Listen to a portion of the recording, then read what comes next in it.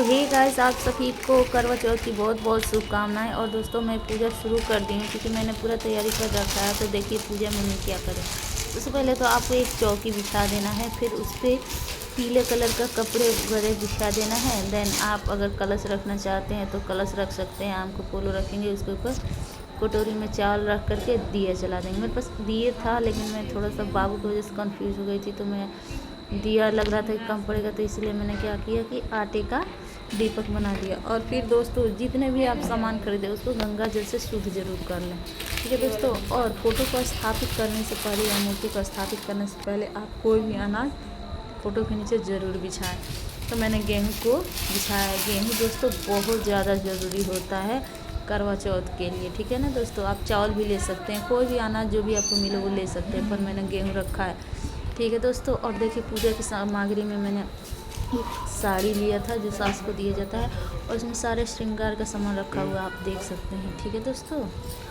और 2 करवा लिया था मैंने, पहली बार अकेले ही कर रही थी इसलिए मैंने 2 करवा ली हुई थी।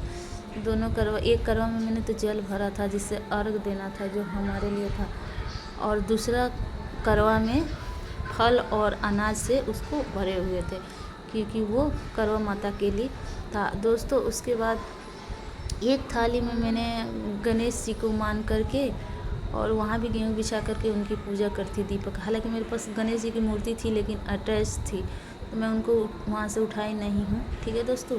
और आपके पास गणेश जी की मूर्ति हो तो ज़रूर आप उनको स्थापित करें, ठीक है। और एक थाली में सारा मतलब सारी जैसे कि रोली, कुमकुम और छलनी, लोटा और प्लेट वगैरह था, उसमें फूल और सब रख करके और उसको भी भगवान के सामने अर्पित कर दिया था। अब मैं कथा पढ़ रही थी, करवा चौथ की कथा पढ़ रही थी, ठीक है दोस्तों। दोस्तों पानी पीने के लिए आप अलग पानी रखें जल, और करवा का जो जल होता है उससे चंद्रमा जी को अर्घ दिया जाता है, और खुद को पीने के लिए अलग। तो मैंने वो जो लोटा खरीदा हुआ था उसमें अपने लिए पानी रखा था जिससे व्रत तोड़ा जाता है, ठीक है दोस्तों। आप करवे से व्रत ना तोड़ें, ठीक है। तो और दोस्तों आप चाहें तो पीतल का भी करवा का यूज़ कर सकते हैं, लेकिन पीतल का करवा यूज़ करें आप, और पूजा करने के बाद से उसको ऐसे ही रखते हैं, जूठा ना करें, ठीक है। किसी भी कंडीशन में जूठा नहीं होना चाहिए। तो मेरे पास तो पीतल का या फिर कोई और मेटल का मेरे पास तो नहीं था। और पूजा करने के बाद से मैं आ गई छत पे, चंद्रमा भगवान की मैं पूजा कर रही हूँ, देख सकते हैं दोस्तों। मेरे यहाँ काफ़ी अंधेरा था, फ़ोन का टॉर्च जला करके और मैंने वहाँ पे पूजा किया।